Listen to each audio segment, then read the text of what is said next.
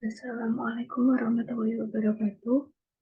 Bertemu lagi dengan saya Arista Hidayati dengan 1121139, mahasiswi Sekolah Tinggi Ilmu Ekonomi Bank BPD Jawa Tengah.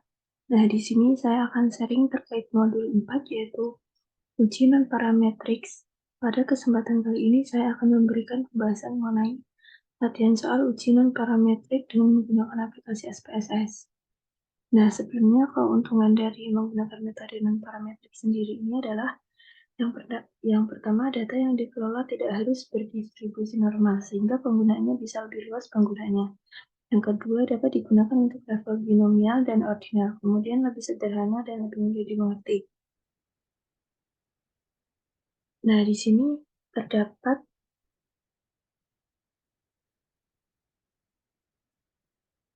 keterangan uji untuk satu sampel, yaitu yang pertama, untuk uji untuk satu sampel ini sendiri ada uji Kolmogorov-Smirnov.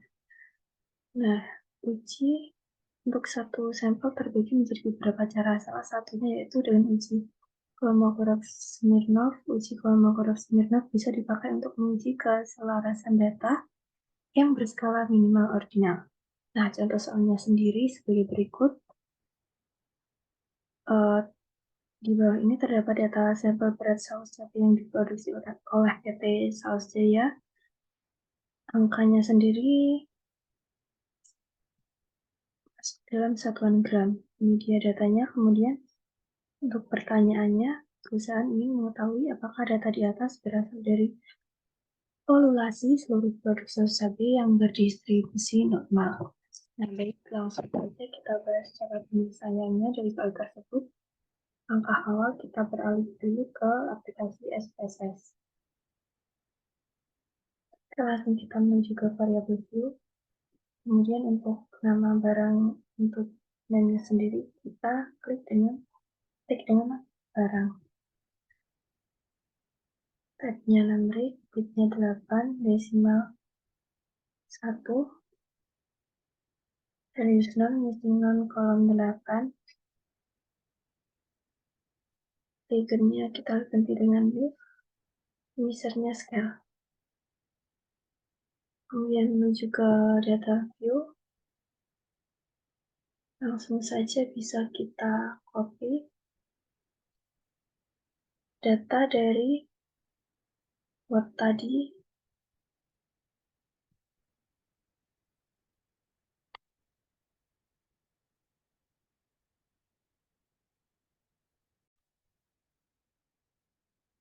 Nah, lanjut.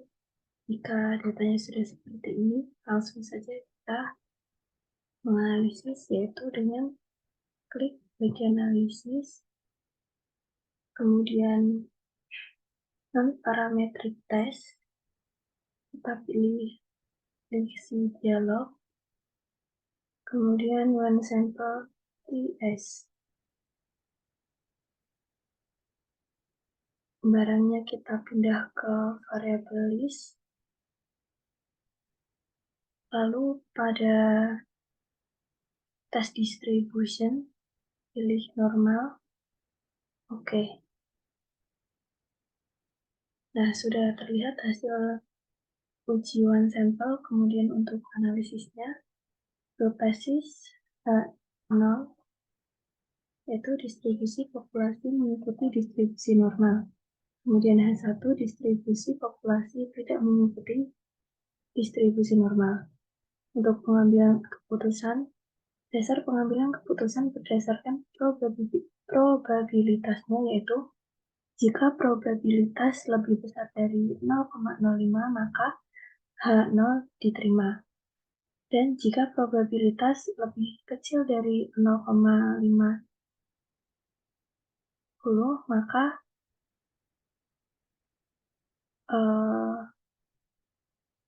HO ditolak. Untuk keputusannya setelah melihat hasil dari uji one sample ini, terlihat pada kolom asing signifikasi, total ini diperoleh 0,200. Untuk uji dua sisi, karena kasus ini uji uji satu sisi, maka probabilitas menjadi 0,200 dibagi 2, yaitu hasilnya 0,1. Maka dapat probabilitas di atas 0,05, maka kesimpulannya H0 diterima atau didistribusi populasi mengikuti distribusi normal.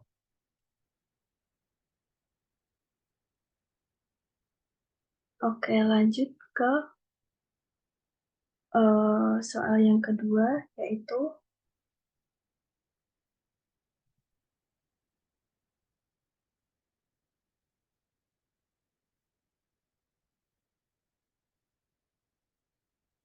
uji data dua sampel berhubungan atau dependen. Contoh soalnya, sebuah perusahaan sedang mengembangkan suplemen penambahan berat badan. Perusahaan ingin mengetahui khasiat suplemen tersebut sebelum dipasarkan secara komersial. Untuk itu, perusahaan mencoba obat tersebut secara kontinu terhadap 10 orang siswa sekolah dasar yang sudah diukur terlebih dahulu berat badannya. Selang 3 bulan kemudian, siswa-siswi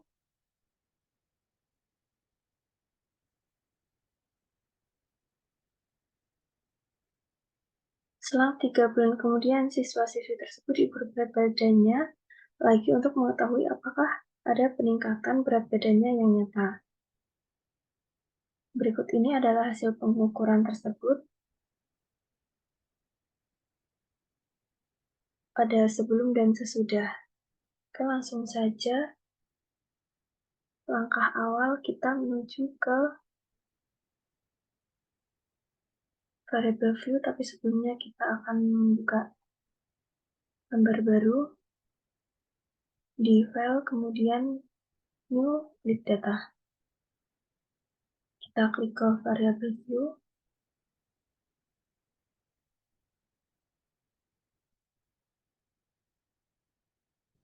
Untuk name-nya sebelum,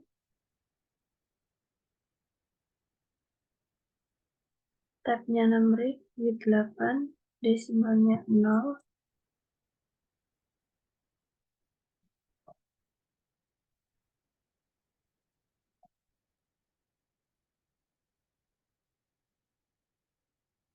measure-nya scale.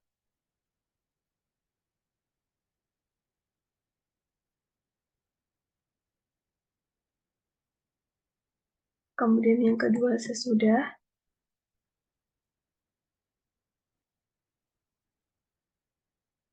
desimal 0,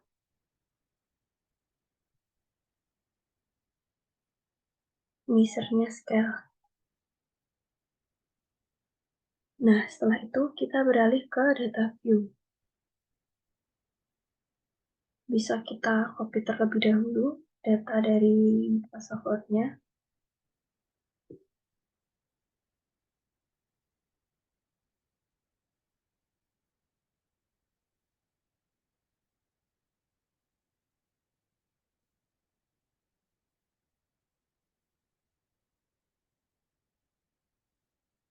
Dan di hasilnya kemudian bisa kita analisis ke non-parametric test, legacy dialog, kemudian kita pilih yang to relate sample. Kemudian pindahkan ke test types.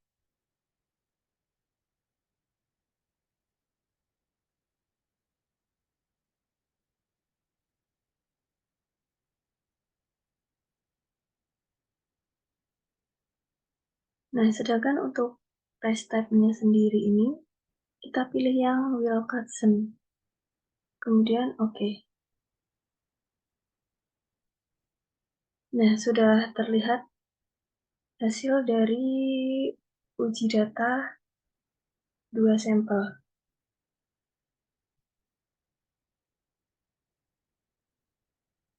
Kemudian untuk analisisnya,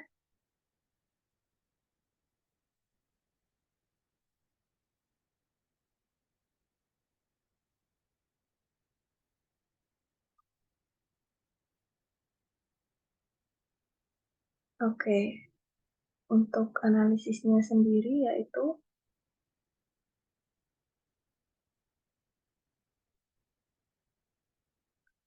hmm,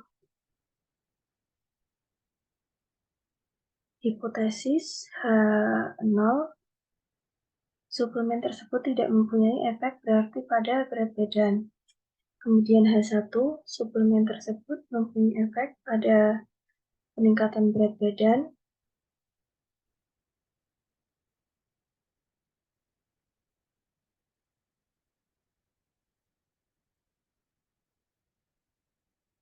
Pengambilan keputusan dengan membandingkan statistik hitung dengan statistik tabel. Jika statistik hitung kurang dari statistik tabel, maka HO ditolak. Jika statistik hitung lebih dari statistik tabel, maka HO diterima.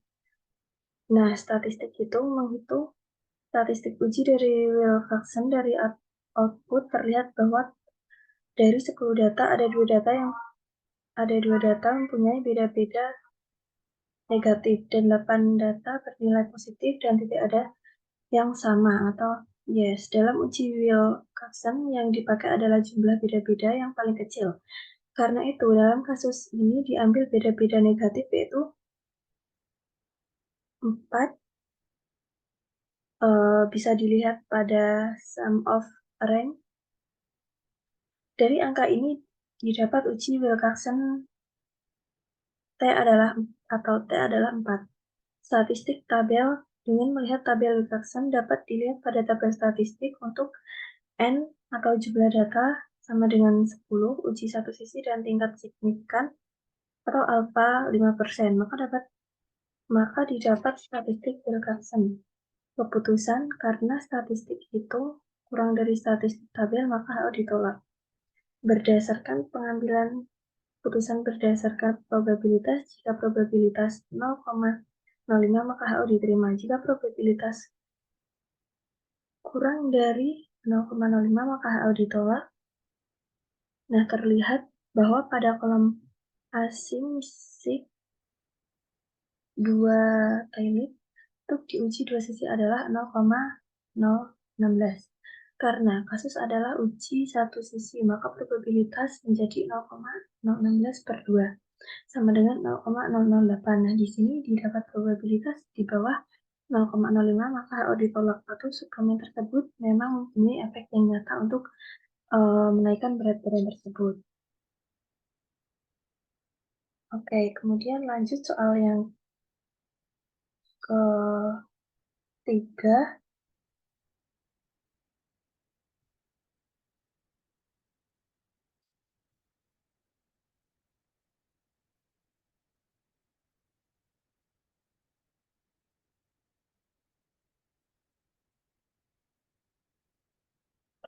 Soal yang ketiga yaitu uji data dua sampel tidak berhubungan atau independen.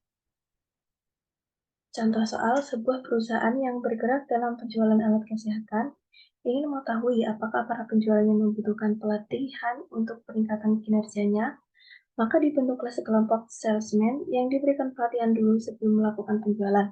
Kemudian kinerjanya dibandingkan dengan kinerja salesman yang mendapatkan pelatihan. Berikut ini adalah hasil kedua kelompok tersebut. Nah, ini dia datanya.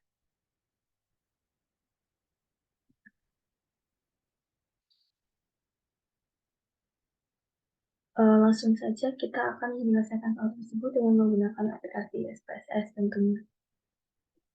Langkah awal, seperti biasa kita menuju ke variabel view. Kemudian untuk namanya kita klik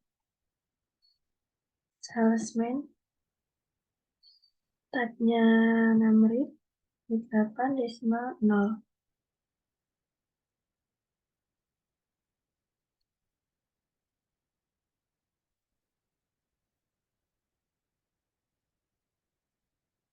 Yang kedua, kelompok.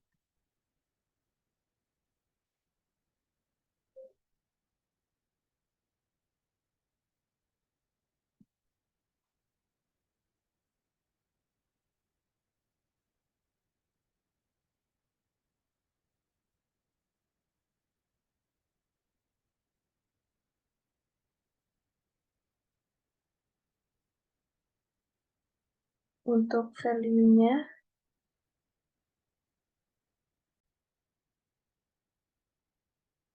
yang pertama pelatihan,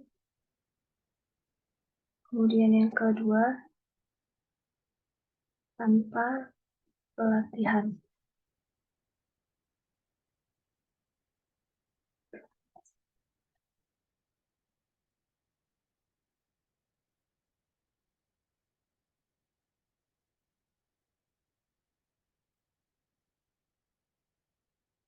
Nah, setelah menuju ke data view, bisa kita copy data dari Microsoft tersebut.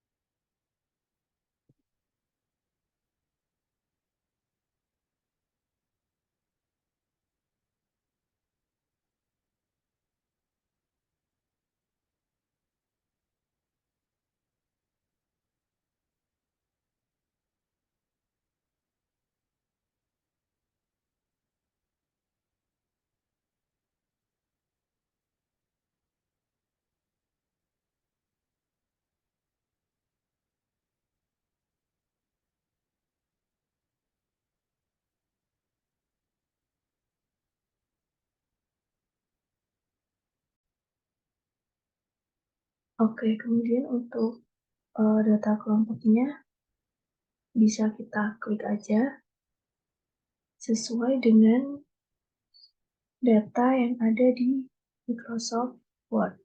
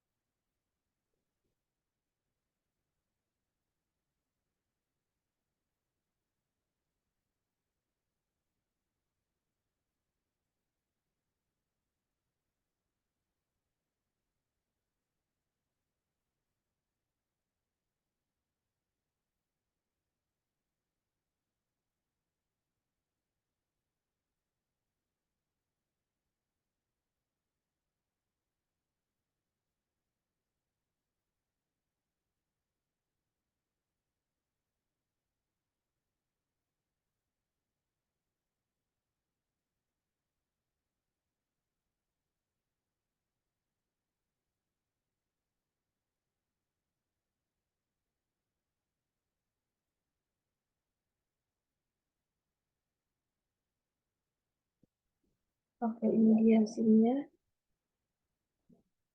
Kemudian untuk menganalisis data tersebut, bisa kita klik analisis, kemudian pilihan parametric test, kita pilih yang legacy dialog. Di sini kita pilih yang two independent sample. Pindahkan salesman ini ke variable test list, ke test variable list, kemudian kelompok ini kita pindahkan ke grouping variable.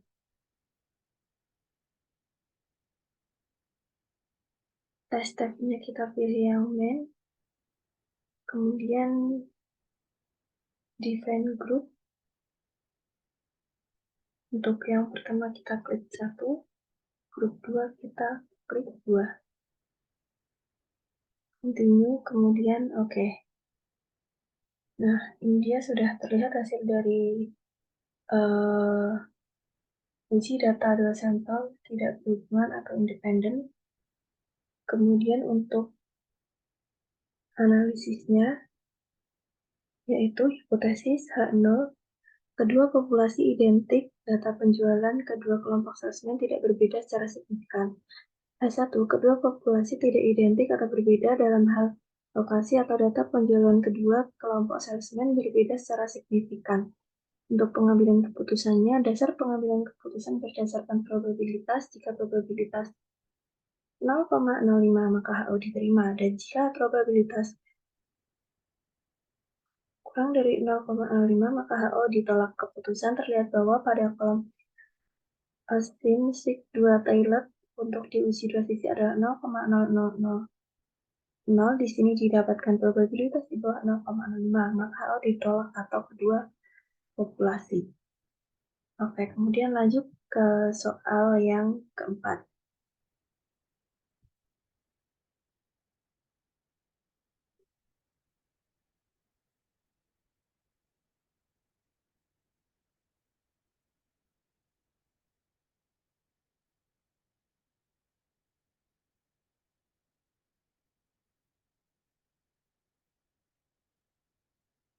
Selanjutnya untuk soal yang keempat yaitu mengenai uji data 3 atau lebih sampel berhubungan atau dependen.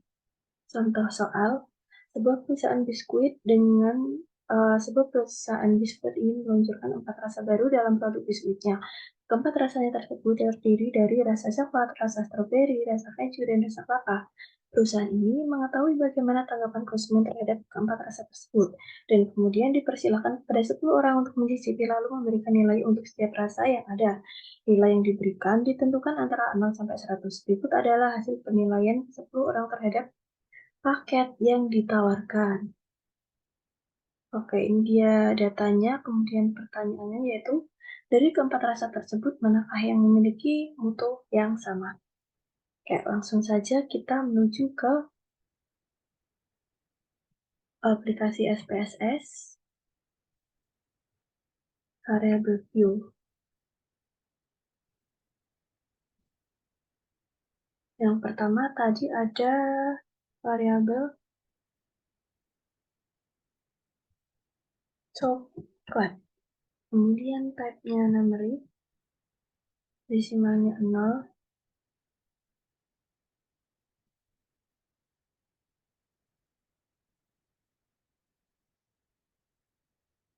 Yang kedua, strawberry,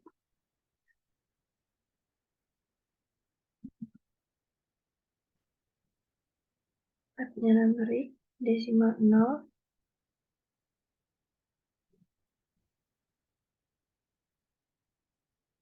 Yang ketiga, keju.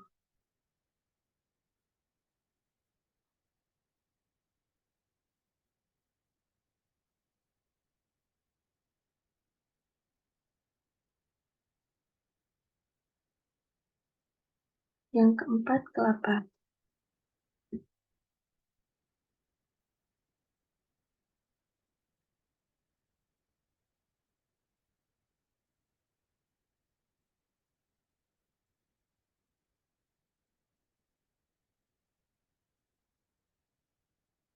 Langsung saja menuju ke data view.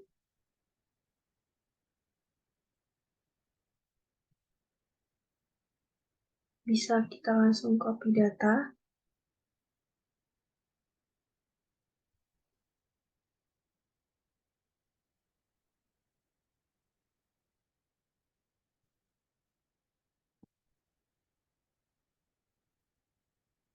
Nah, setelah kita copy data, bisa langsung ke analisis.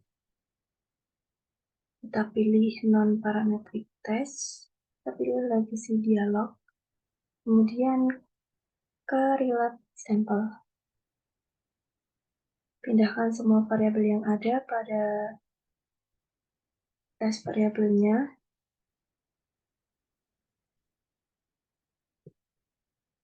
Oke. Kemudian untuk tes type-nya, kita pilih yang treatment. Oke. Nah, di sini udah terlihat hasil data output dari SPSS-nya. Kemudian untuk analisisnya sendiri, yaitu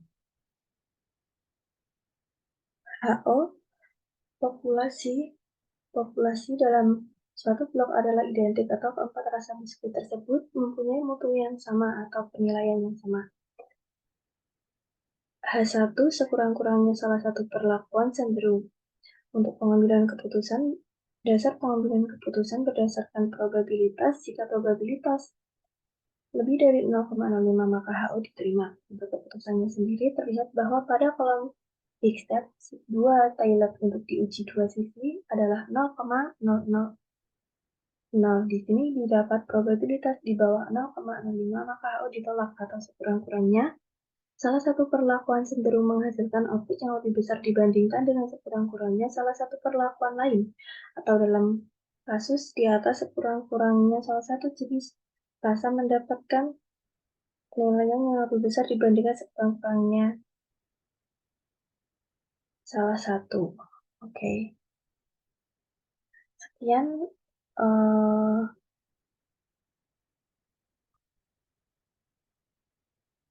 yang dapat saya sampaikan. Kurang lebihnya mohon maaf. Assalamualaikum warahmatullahi wabarakatuh.